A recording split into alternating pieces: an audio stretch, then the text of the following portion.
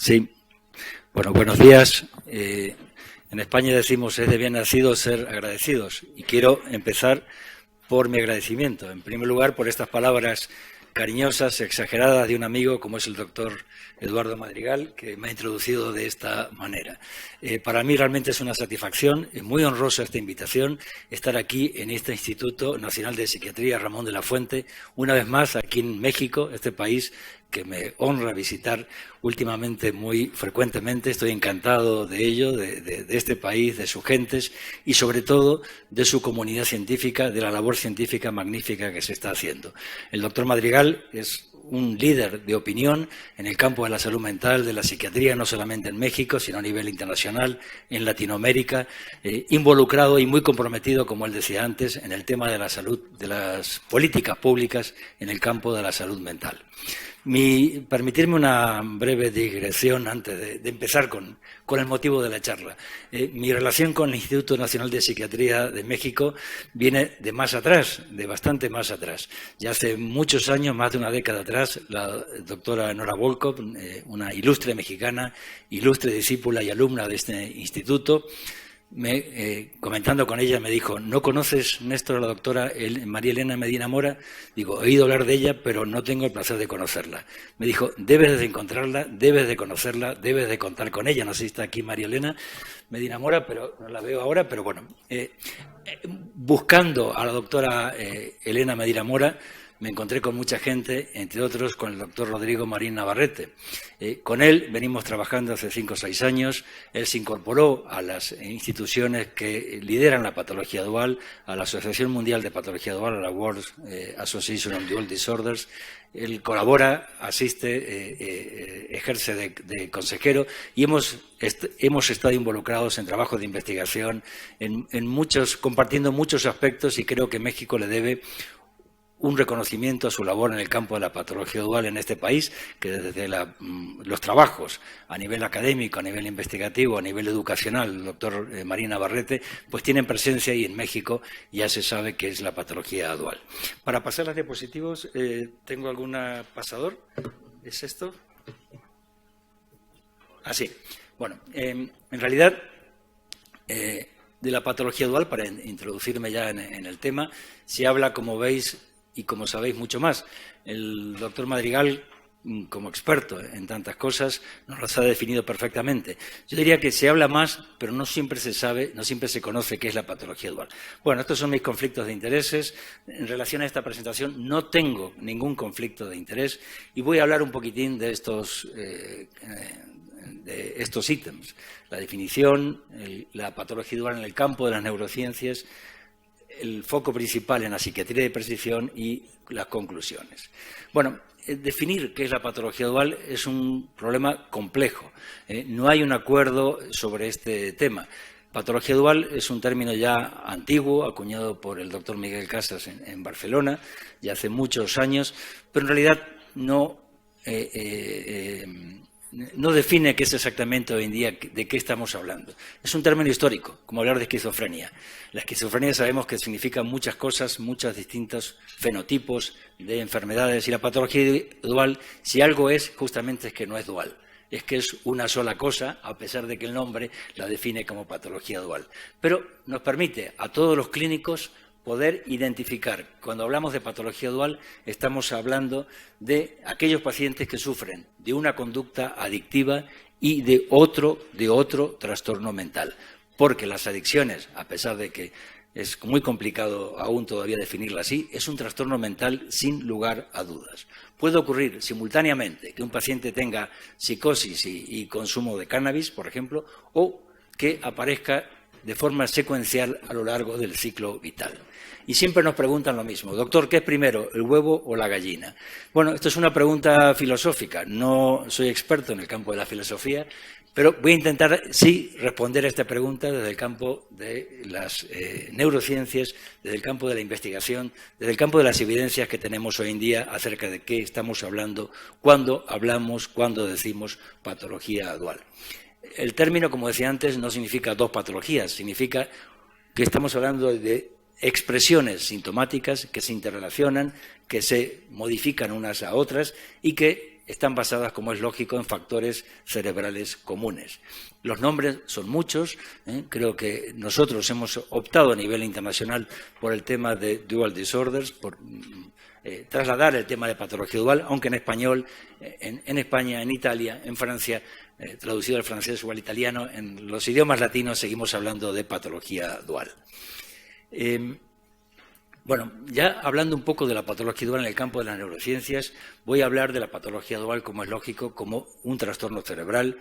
Voy a mencionar la perspectiva de la psiquiatría evolutiva, la perspectiva del neurodesarrollo, de la genética, como es lógico y no puede ser de otra manera, antes de llegar a la medicina, a la psiquiatría de precisión.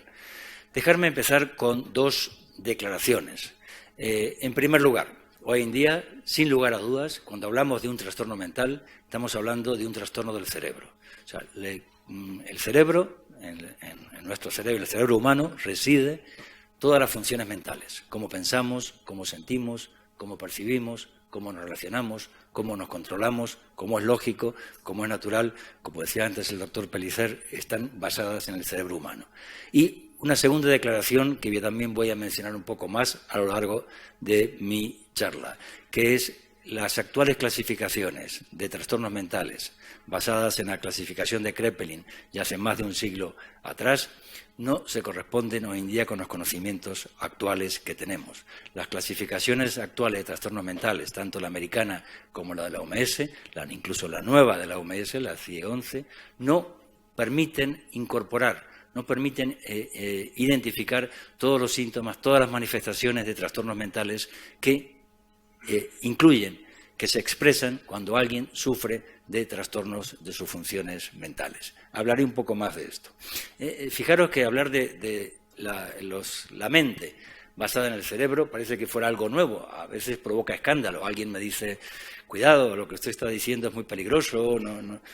Pero esto es muy antiguo. ¿Ya? 6 siglos antes de nuestra era, un discípulo de Pitágoras ya hablaba de que el conjunto de las funciones psíquicas reside en el cerebro humano. Esta idea es fundamental. O sea, el sitio de nuestra conciencia, de las sensaciones, como decía el doctor Pellicer, nuestra comprensión, toda la vida psíquica está basada en el cerebro. Esto parece que es, a estas alturas del siglo XXI, hay que repetirlo, hay que decirlo, aunque en realidad viene de mucho antes. Respecto a las clasificaciones de trastornos mentales, durante más de un siglo, desde Kraepelin en adelante, los trastornos mentales han sido definidos por la observación, por expertos, por observaciones clínicas, por consensos y, bueno, pues eso es el DSM que tenemos, incluyendo el 5. Sabemos que eso, que alguien, Tom Ince, el ex director del NIH, dijo, esto es una Biblia. Lo dijo mal, lo dijo a la prensa, que no entiende de estas cosas, y provocó un gran escándalo. Pero en realidad, bueno, pues no estamos tampoco muy lejos de esta afirmación. Es que en ausencia de una etiología establecida, la psiquiatría ha luchado por validar si hay estas categorías estrictas de trastornos mentales y la depresión es distinta del trastorno obsesivo del uso de sustancias, para definir los límites y definir qué es normal y que es patológico. O se tiene depresión o no se tiene. No se permitía ni siquiera dimensiones, aunque el último DSM-5 ha mejorado, es verdad eso. Estamos en un momento en que tenemos que ir más allá de estas categorías diagnósticas, conceptualizando los trastornos los trastornos mentales como trastornos del cerebro humano, comentaba antes. Esto va más allá y esta clasificación de los trastornos mentales que tenemos hoy en día debemos de saberla, debemos de aprenderla porque es muy importante a nivel legal, a nivel de muchos aspectos que nuestros pacientes necesitan un diagnóstico. Póngame un diagnóstico, doctor. O vienen los pacientes y dicen, doctor, me han dado 8 diagnósticos distintos, vengo para que usted me dé el definitivo. Y digo, pues yo le voy a dar los 8 y seguramente alguno más, porque todos ellos seguramente incorporan algún aspecto, alguna manifestación de este paciente que viene sufriendo de trastornos mentales. Sufre depresión, síntomas depresivos, síntomas ansiosos, síntomas obsesivos, síntomas tics o Gilles-Tourette o uso de sustancias, como es lógico, y por supuesto algún síntoma psicótico seguramente también. Bueno, pues todo esto está basado en el cerebro, un cerebro humano que, como decía este discípulo de Pitágoras, ya hace 6 siglos antes de nuestra era, está basado en conexiones cerebrales, en el conectoma, que se habla hoy en día, que estas alteraciones en el conectoma pueden preceder a la aparición de trastornos mentales. Estamos hablando de publicaciones científicas muy recientes como las que os estoy mostrando ahora. Este artículo publicado en el New England Journal of Medicine hace 3 años atrás por Nora Volkow, George Koob y McClellan es un artículo muy importante. Fue publicado por los institutos americanos para apoyar, para defender el modelo de las adicciones como un trastorno del cerebro. Eso sigue habiendo hoy en día artículos de opinión que dicen eso no es así, la adicción no es una enfermedad, no es un trastorno del cerebro. Opiniones. Las evidencias científicas, y perdón por ser taxativo, no dejan lugar a dudas. Algunas de las cosas, y yo he rescatado, y quien rescata cosas a veces comete algún tipo de pecados, pero algunas de las cosas que se dicen en este artículo que son fundamentales para entender de qué estamos hablando. Solamente una minoría de las personas que se exponen a situaciones adictivas, sean sustancias, o sea, un casino o una máquina tragaperras, decimos en España, no sé si se llama igual aquí, tragamonedas, ¿no? O sea que llega a ser adicta. Una minoría, es más, dice en este artículo los autores, solamente el 10%, 1 de cada 10 personas expuestas a estas sustancias con capacidad adictiva van a desarrollar un problema adictivo. Yo no soy quien para corregir a líderes de opinión, pero yo diría que incluso que es menos de 1 de cada 10 expuestos al vino o al tequila van a desarrollar una adicción al tequila. O sea que, pero está así. ¿Por qué esto es así? Bueno, la respuesta está, como voy a explicar a lo largo de esta charla, en la psiquiatría de precisión, en la medicina de precisión. La susceptibilidad, la vulnerabilidad difiere porque las personas diferimos en nuestra vulnerabilidad a factores genéticos, neurodesarrollo y medioambientales. O sea que esto es claro. Esta es la razón por la que nadie elige ser adicto. Nadie elige tener una depresión, nadie elige tener síntomas psicóticos y no se elige tener una adicción. Elegimos beber. Yo estoy aquí estos días en México, tengo la amabilidad de ser invitado por mis amigos y colegas mexicanos, he bebido ya tequila en estas 24 horas que tengo, he bebido vino mexicano, un vino excelente de California, de la California mexicana. Creo, no sé si se llama así, pero bueno, así lo he interpretado yo. Bueno, pues no por eso nadie desarrolla una adicción al vino ni al tequila. Esto es absurdo. No se elige tener una adicción, no se elige tener una psicosis, no se elige. ¿Quién viene de serie y de fábrica cargada para esto? Pues va a tener problemas. La psiquiatría empieza a hablar ya hace bastantes años, por suerte, de la genética. Bueno, todavía sigue siendo un pecado para mucha gente hablar de la genética. Parece que esto nos traslada a épocas dictatoriales, a teorías supremacistas, nazis o lo que fuera. Pero nuestra forma de ser, nuestros rasgos, nuestra personalidad, nuestra forma de comportarnos, nuestras funciones mentales están basadas, por supuesto, en los genes, como se ha establecido. Los genes proveen la posibilidad de ser de una manera o de otra o de otra. Es más, se viene diciendo desde el punto de vista de las neurociencias, ni siquiera existe el libre albedrío. Sé que esto ataca a las raíces del liberalismo, pero no elegimos ni a nuestras parejas, aunque creemos que elegimos. Todo está más o menos determinado. Nos gusta, sí, ¿no? Esa chica tan guapa, tan alta, tal cual, que la tengo que mirar, pero luego nuestras parejas se ajustan a nuestras alturas, a lo que nuestros genes van determinando. Bueno, pues el tema genético determina todas estas cosas.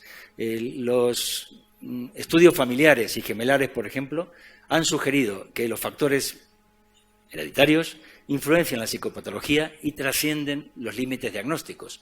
Nunca se va a identificar un gen para el alcohol, un gen para la depresión, un gen para la psicosis. Esto no es absurdo.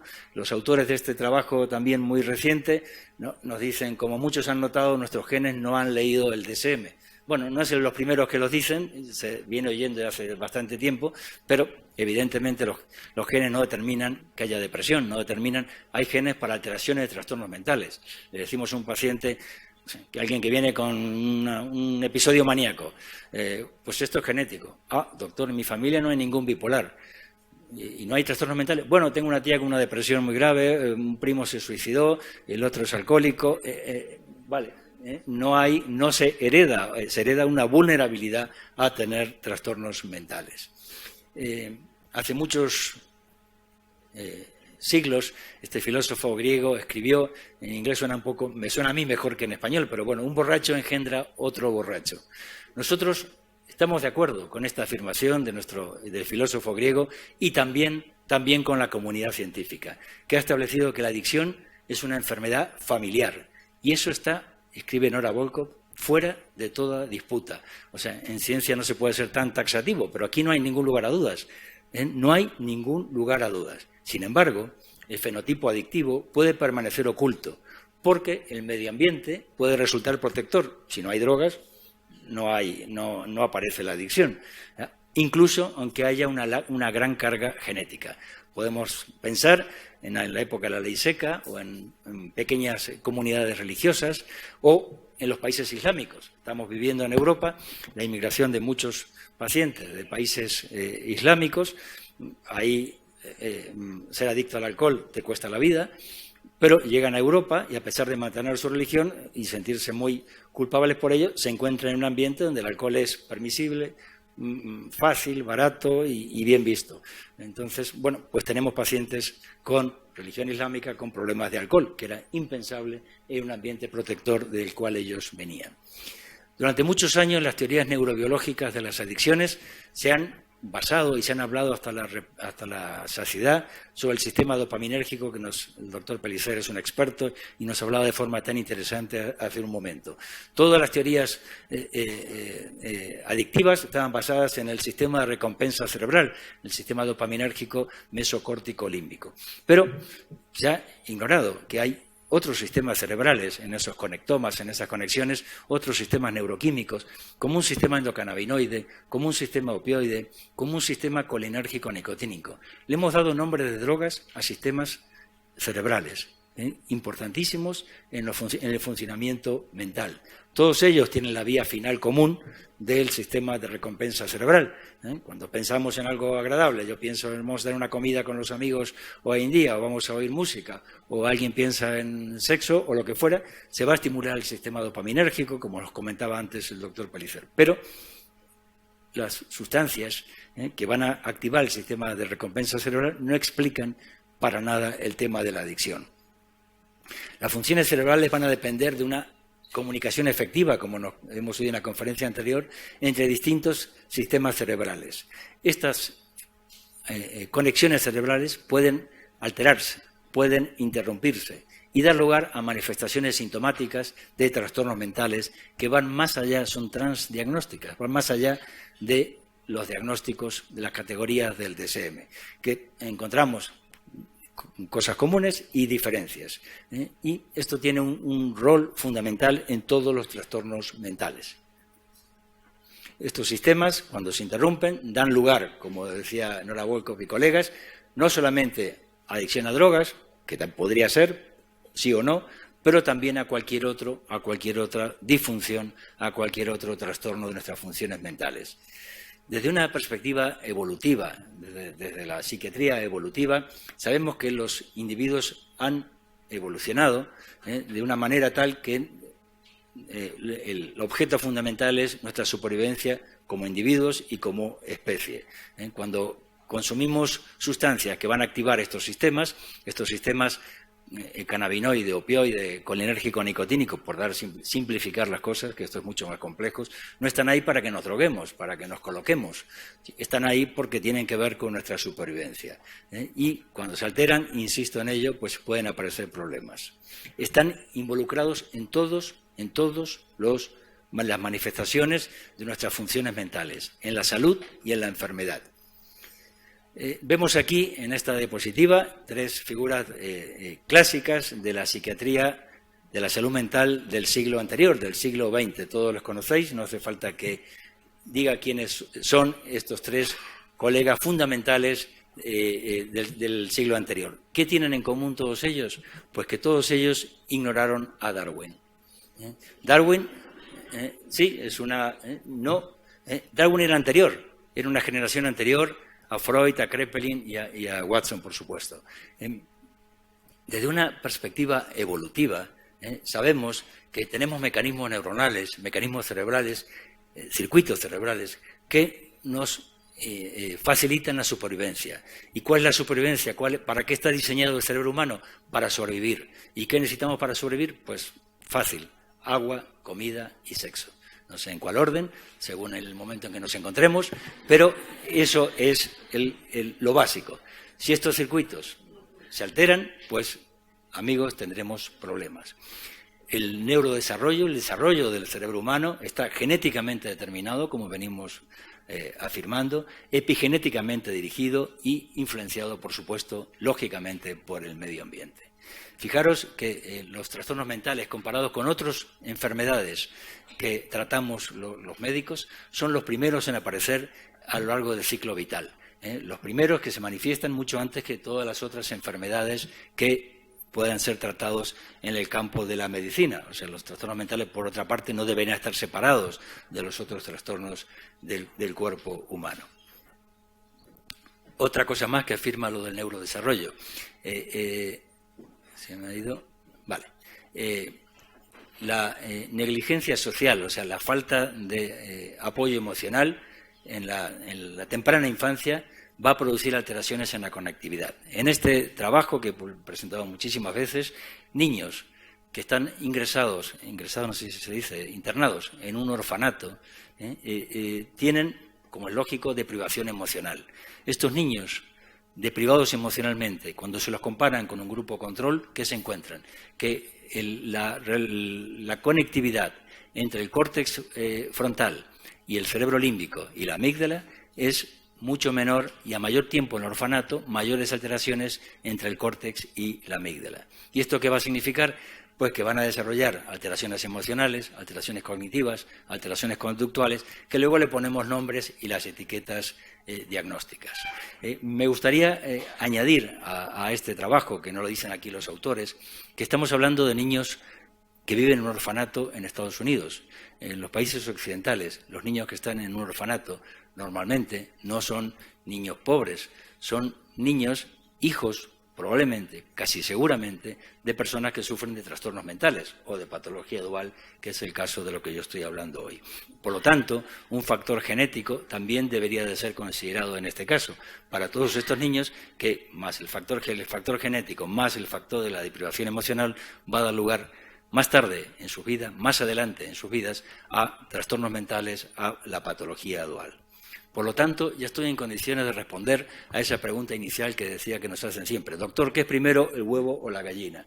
Bueno, pues como hemos visto, los trastornos mentales son precedidos por cambios en el cerebro humano que son muy anterior a la aparición, a la manifestación de la presencia de trastornos mentales, de esos diagnósticos, de esas etiquetas que le ponemos. A veces aparece primero el consumo de sustancias, a veces el primer síntoma psicótico, haciendo el debate, el huevo o la gallina, un debate irrelevante desde el punto de vista del conocimiento científico. Bueno, esta larga introducción para llegar a lo que quería hablar de la medicina de precisión. Creo que esto es un término ya cada día más introducido. Levantar la mano aquí, ¿quiénes conocen lo que es la medicina de precisión, por favor? Bueno, muy poquitas manos todavía. Fijaros que es una iniciativa del NIH, el Instituto Nacional de la Salud de Estados Unidos, del año 2015. Se presenta durante la presidencia, la administración de Obama, lo presentan los políticos siempre en la Casa Blanca para darse empaque, ponerse medallas, lo cual nos parece muy importante, debe hacerse así, pero para dar relevancia a una nueva era que está comenzando en el campo de las ciencias, en el campo de la medicina, que es la medicina de precisión. Ha sido definido como una aproximación emergente para el tratamiento y la prevención, que tenga en cuenta en cada persona la variabilidad genética, medioambiental y, por supuesto, en el estilo de vida. Las metas de la medicina de precisión es predecir la vulnerabilidad individual, alcanzar un diagnóstico más certero y dar lugar a un tratamiento, por supuesto, mucho más eficiente que el que tenemos hasta ahora. ¿Por qué ahora? Bueno, que estamos en el mejor momento. La secuenciación del genoma humano, la mejoría en las tecnologías que estamos viendo ahora hace poquito ya a Ezelrod, este colega americano que siempre es candidato al premio Nobel, con técnicas de optometría y técnicas físicas, modificar neuronas del cerebro occipital, que si vemos de forma vertical no podemos hacer que veamos en forma horizontal. Bueno, esto puede dar miedo a mucha gente, nos van a poder decir cómo pensamos o cómo sentimos. Bueno, esto son ciencia ficción, la realidad es que la ciencia pensamos que va a ser bien usada para beneficio de los humanos. Estamos desarrollando nuevas herramientas con largas bases de datos en ese sentido. Venimos de una medicina basada en los síntomas, cuyo objeto era la curación. Estamos hoy en la medicina basada en las evidencias, con el objeto de prevenir, y vamos a una medicina de precisión en orden de poder predecir quiénes van a sufrir de trastornos, en este caso de trastornos mentales de patología dual. Dejadme explicarlo un poquitín más. En el recuadro de la izquierda, en el grande, podéis ver distintos colores. Cada color representa distintos fenotipos o distintos endofenotipos. No sé si todo el mundo conoce la terminología, pero desde el genotipo al fenotipo hay un largo camino. Hemos tenido que definir pasos intermedios, le llamamos endofenotipos, para poder precisar, porque se nos pierden en el camino entre el genotipo y el fenotipo, cómo se expresa, cómo nos expresamos en la naturaleza. Pues volviendo, en el cuadro de la izquierda los distintos colores representan distintos fenotipos o endofenotipos. Por ejemplo, hombres o mujeres, somos distintos. Por ejemplo, diferencias étnicas, afroamericanos, asiáticos, europeos, o diferencias en rasgos, personas impulsivas, personas tímidas, vergonzosas, evitativas, personas muy distintas. Todas ellas, en el recuadro de arriba de la derecha, son sometidas al mismo tratamiento, sea farmacológico o sea psicoterapéutico. Me da igual, todos a tratamiento, farmacología o psicoterapia. Los resultados, como podéis imaginar, son pobres, muy pobres. Tenemos que cambiar, ir a una estratificación de nuestros pacientes, identificando subgrupos de población que nos permitan precisar mucho más el tratamiento de lo que hasta ahora venimos haciendo. Nos venimos moviendo de esta actual nosología, esquizofrenia, depresión, autismo, a nuevos elementos. Tenemos que en la clínica incorporar variantes genéticas, factores medioambientales, biomarcadores que están cada día más a nuestro alcance, por supuesto aspectos clínicos, fenomenológicos, nuestras conductas, nuestros síntomas, nuestros rasgos de personalidad, en orden de alcanzar una medicina de precisión mucho más adecuada y poder estratificar a nuestros pacientes, como venía comentando antes. Vamos a una nueva taxonomía, seguramente, de toda la medicina y también de las enfermedades del cerebro y, por lo tanto, de las enfermedades mentales. Nos vamos encontrando con un conflicto entre la medicina basada en estas guías, la NICE y las guías basadas en las evidencias, y la psiquiatría de precisión. Las guías basadas en las evidencias están basadas en controles, en estudios randomizados, controlados, en ensayos clínicos que ya vemos que presentan grandes problemas a la hora de su practicidad clínica. La medicina de precisión asume que la media de respuestas al tratamiento no siempre representa las respuestas de los individuos. Se acaba de lanzar una nueva iniciativa por el NIH en América, que es la All of Us, una iniciativa para avanzar en la medicina de precisión. Esta es una iniciativa que este año, en julio del 2019, ya habían reclutado más de 230.000 sujetos en orden, no me sale ni lo del inglés, con el objeto de genotipar a más de 1 millón de personas. Para hacerlo más corto, fijaros lo que dicen los autores de este, que se acaba de publicar en el New England Journal of Medicine hace nada. De estos sujetos que vamos a identificar, el 80% son de grupos de población que históricamente no están representados en los ensayos clínicos. En los trials no consideran, no incorporan a 8 de cada 10 personas. O sea que sesgamos tantos quiénes son las condiciones de los ensayos clínicos que, bueno, pues todo esto estamos en una nueva era que nos va a dar información que hasta ahora no disponíamos en estas guías de las, basadas en las evidencias. Es evidente que los clínicos no tenían en cuenta los ensayos clínicos estas diferencias individuales. Aquí aparecen solamente diferencias etarias o diferencias de peso, pero evidentemente esto es mucho más complejo que todo eso.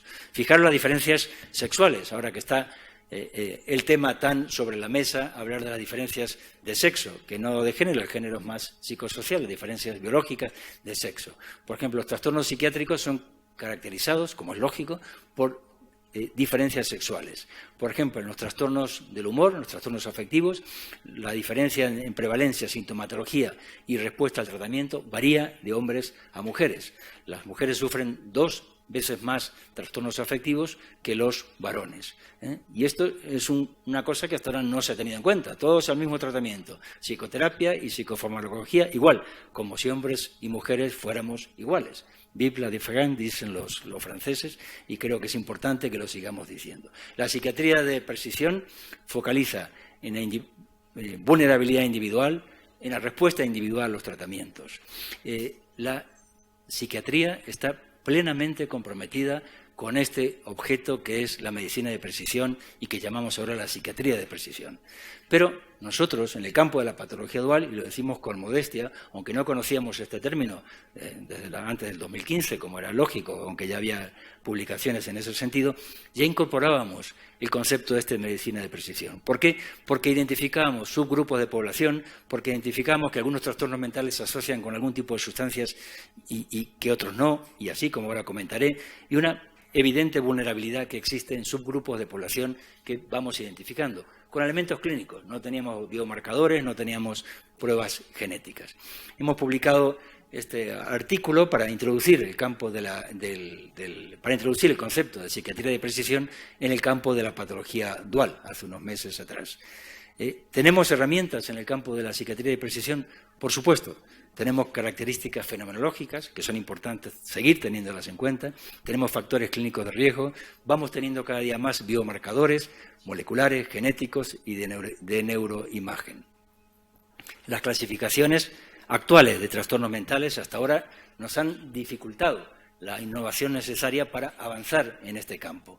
Pero si la psiquiatría de precisión es capaz de cumplir todas las expectativas y estamos todos comprometidos a ello, la psiquiatría, incluyendo por supuesto el campo de la patología dual, va a cambiar nuestro campo de forma cuantitativa y de forma cualitativa. Mejores tratamientos podremos disponer para nuestros pacientes. Dejarme daros algunos ejemplos. Algunos me habéis oído esta diapositiva que vengo poniendo ya hace unos años. Veis, 2 diferentes individuos. Un científico dirá 2 diferentes cerebros y un expreso. Un expreso, no sé si en México hay café bueno, colombiano digo yo siempre, pensando que el café de Colombia es muy bueno. Un café potente y 2 diferentes individuos. Entonces nos podemos preguntar, ¿por qué alguna gente bebe café? Como salimos con amigos, dice, ¿te vas a beber ese café doble? Yo duermo mejor si me tomo esta taza de café cargado. Si me tomo esa taza no duermo en 2 días. O sea, esas diferencias son la misma taza de café, la misma sustancia, crea un efecto en una persona y en otra. Eso es lo mismo. Si cambiemos la taza de café y pongamos tabaco, pongamos alcohol, pongamos cocaína, pongamos cannabis y pongamos opioides. No hay más drogas que esas. Y las nuevas drogas, no hay más que eso. La intercambiamos por el café y vamos a encontrar que la cocaína tiene un efecto en una persona distinta que en otra, igual el alcohol, igual el tabaco, igual. Estamos en el campo de la medicina de precisión. Estamos avanzando un concepto que tratamos en el último Congreso Mundial de Patología Dual en Madrid, en la pasada primavera, que es el modelo de elección de droga, en el sentido de que las drogas producen estimulación del sistema de recompensa cerebral y nos dejan drogados y colocados, y eso es común a todas las drogas. Eso no es verdad, y que las respuestas individuales, como acabamos de ver, son distintas y diferentes. Vamos a un modelo de elección de droga, en el cual algunos individuos son susceptibles a elegir una droga y otros a elegir otra, dependiendo de estos rasgos de personalidad, de endofenotipos o de otras diferencias.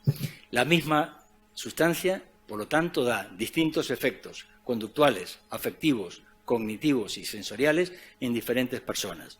Los estimulantes calman a nuestros niños hiperactivos y a los adultos, por supuesto, y disminuyen la impulsividad en ellos, mientras que excita y los pone como una motos. Se dice así aquí, en español decimos, se ha puesto con una moto porque ha tomado cocaína o anfetaminas. Estos diferentes efectos son iguales para todas las sustancias. Vamos hasta esto que Nora Wolcott ya también había definido y publicado en este artículo el año pasado, a la medicina de precisión. Nora daba algunos ejemplos. Por ejemplo, la dosis de metadona debe ser distinta según las variables étnicas. Un afroamericano debe recibir dosis distinta de metadona que uno que tenga etnicidad europea. Respecto al tabaco, que podemos identificar variantes genéticas que van a predecir quiénes van a ser adictos al tabaco. Podemos predecir quiénes van a responder a los parches de nicotina, a la sustitución, y quiénes no van a responder a ellos si son metabolizadores lentos o rápidos. Tenemos elementos ya útiles para poder predecir los tratamientos más eficaces. Esto no tiene que ver con la clínica, pero es un ejemplo de diferentes efectos de las drogas. No voy a preguntar aquí quién ha probado el cannabis o quién ha probado el cannabis antes de hacer el amor, pero como es una pregunta inconveniente, nadie me la va a contestar, ni yo tampoco. Pero en algunos individuos el cannabis erotiza, produce efectos erotizantes, y en otros individuos no les afecta para nada en ese sentido, o al revés, les baja la libido. Tenemos ya estudios que indican, para hacerlo muy corto, que la reactividad a la prolactina, por ejemplo, por parte del cannabis, del THC, permitiría distinguir a quién, decirle, mira, antes de fumarte un porro se dice aquí también, sí, creo que sí, para hacer el amor, primero hace la prueba, porque por ahí te estás gastando el dinero, ahora que pronto será legal en todas partes el cannabis, en algo que no te va a hacer efecto. Bueno, los clínicos no tenemos marcadores biológicos siempre, eso a veces es complicado en la investigación y demás, pero tenemos nuestros conocimientos clínicos, nuestra formación en clínica y en fenomenología para identificar lo que llamamos endofenotipos, características conductuales, personalidad, en fin, distintas cosas. Se nos ha repetido hasta la saciedad de que, como dicen estos autores, que no hay, se ha repetido, dicen ellos para criticarlo, que no hay personalidad adictiva, aunque cada vez es más claro la asociación entre adicciones y rasgos de personalidad diferentes y distintos. Este artículo, publicado ya por el grupo también de Nora Volkow ya hace unos poquitos años atrás, nos dice que endofenotipos, los rasgos de personalidad son endofenotipos, entre el gen y el fenotipo. Tenemos nuestras personalidades de cada uno, unos obsesivos, otros evitativos, otros impulsivos, otros psicópatas. Estos rasgos de personalidad determinan vulnerabilidad o resiliencia a tener problemas con las sustancias, y también, aunque no lo pone en el título porque es de NAIDA y no puede ponerlo en el título, pero lo dice en el artículo, también a otros trastornos mentales, como es lógico, no va a ser solamente para el tema de las sustancias. Los endofenotipos, los rasgos de personalidad, van a estar con mucha fortaleza ligados a los problemas de abuso de sustancias. Distintos rasgos de personalidad, pongo aquí algunos, que el doctor Belín, que estuvo con nosotros en Madrid en el Congreso, compartí con él algunas mesas en unos trabajos animales interesantísimos, hablan y establecen claramente eso. Otro trabajo ya antiguo que cito ahí abajo de Nora Volkow, donde decía que las personas con alta densidad de receptores dopaminérgicos D2 se asocian, en estudios animales eran a nivel límbico, se asocian con una resiliencia a tener trastornos por uso de sustancias, o sea, a personas más sanas mentalmente cuando más D2 haya. Estudios animales nos vienen indicando claramente, por ejemplo, que ratas impulsivas se les da cocaína, y ¿qué pasa con estas ratas impulsivas? Que mejora la impulsividad en estas ratas. Por el contrario, en este mismo trabajo, los autores en ratas no impulsivas le dan cocaína y no afecta, o al revés, o empeora o no afecta el tema de que se pongan más impulsivas. Solamente responden las ratas impulsivas. El doctor Belín también, que trabaja en el Reino Unido, también tiene muchos trabajos en ese sentido. La impulsividad predice la adicción a la cocaína en ratas impulsivas, pero no a la adicción a la heroína. Ponen ratas impulsivas. Las ratas impulsivas les gusta la cocaína, y las ratas más neuróticas, más emocionalmente negativas, les gusta más la heroína, ¿no? O sea que unas ratas, cada una va a lo que le calma y le mejora. Son estudios animales que nos van diciendo y van repitiendo cada vez más que la impulsividad es normalizada por la cocaína, mientras, por eso, fortalece lo que antes llamaba la teoría de la automedicación, basadas en teorías psicodinámicas, pero que hoy en día tenemos evidencias neurobiológicas, neuroregulatorias muy claras en ese sentido. Se sabe, por ejemplo, que los gustos básicos que tenemos, la preferencia por dulces, salados, agrio o amargo, están conectados a nuestra supervivencia también como individuos y como especie. Por ejemplo, levantar la mano aquí, ¿quién prefiere dulces? Siempre salen más los dulces. ¿Quién prefiere salado? Bueno, está so-so. ¿Y quién prefiere agrio? Son pocos siempre. Amargo, también hay algunos amargos, ¿no? Pues, por ejemplo, preguntando esto en los pacientes, podríamos predecir quiénes van a responder a naltrexona, por ejemplo, y quiénes no van a responder a naltrexona, o quiénes van a responder mejor a naltrexona y quiénes no.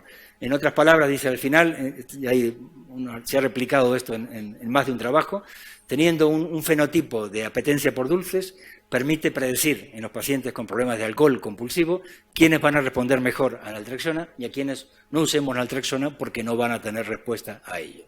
Por lo tanto, ya vemos que los seres humanos somos altamente impredecibles. Lo que para algunos es un veneno, para otros es un dulce. Lo que a uno nos sienta bien, a otro nos sienta fatal. Y esto depende de la diversidad en el genotipo, en el medio ambiente, y los efectos de las sustancias van a cambiar, como hemos visto, y esto es importantísimo, en cada uno de los individuos.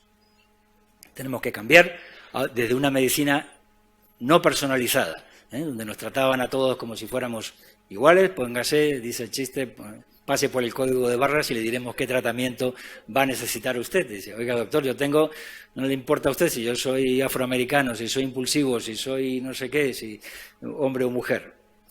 Nos estamos moviendo desde los paradigmas antiguos, basados en que las drogas producían cambios neuroplásticos. Este paradigma era dominante en la investigación en laboratorios, a un nuevo paradigma basado en los individuos, basados en la importancia de las variables individuales, reconociendo la importante conexión que hay entre otros trastornos mentales y la adicción, porque la adicción es un trastorno mental sin lugar a dudas. La investigación, como dice otra vez el doctor Belín, va evolucionando para reflejar el mundo real, cosa que hasta ahora no reflejábamos. El uso compulsivo de drogas no es porque estimula el sistema de recompensa cerebral, eso no se estimula una comida, sexo o lo que fuera. Esto va mucho más allá y tiene que ver con otras cosas importantes. La investigación en patología dual nos permite ir identificando distintos endofenotipos, mecanismos neuroconductuales cognitivos que predisponen a unos sí y a otros no, o a otros más y menos, para no decirlo de forma categórica, a tener problemas.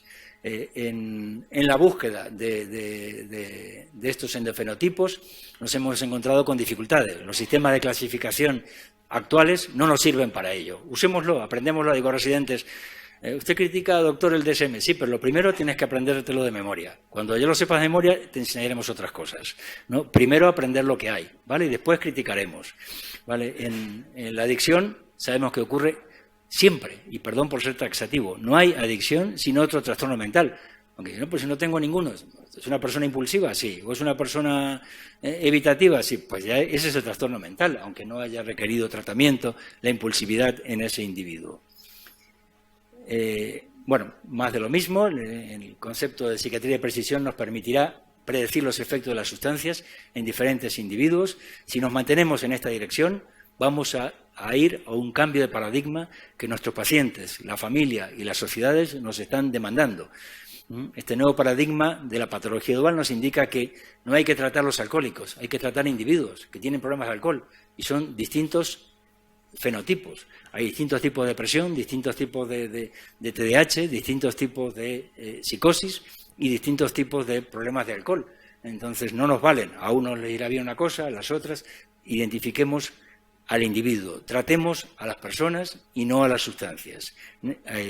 Tenemos que repensar la patología dual a la luz de estas evidencias.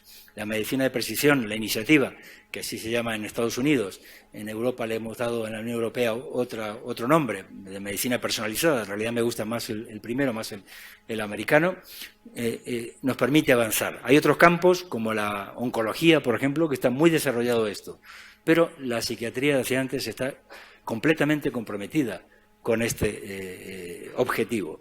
Y la patología dual probablemente esté muy bien situada, quizás de lo mejor, para que esta evolución sea mucho más rápida y podamos avanzar e identificar los problemas complejos que tenemos con nuestros pacientes.